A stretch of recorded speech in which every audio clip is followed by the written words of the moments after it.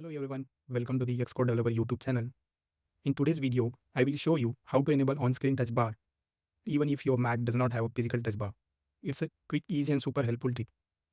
So like on the screen, you can see I have enabled on-screen touch bars. Here currently it is showing shortcuts to stop the recording. So but you can also see the shortcut that I currently have open one image showing my channel logo. So here you can find options like rotates, left, right, and all those different options. So how we can enable doing this touch bar? Apple does not provide a direct setting to enable this touch bar. So recently I came across Xcode shortcuts from using which we can enable the touch bar. So let me show you how you can enable this touch bar. So first you need to install Xcode on your laptops, and the Xcode version should be 13.3 or higher. And once you open the Xcode and navigate to the Windows options, and in the drop down you will see options of the touch bar.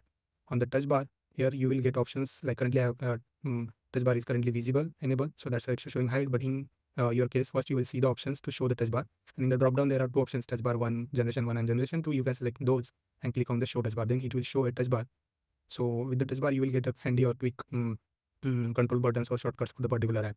So let's see, like if I open the Xcode and navigate through, and then Xcode will show me shortcuts like the play button or build the particular apps or comment out a particular code. If I select this code, then I can quickly comment out this particular code.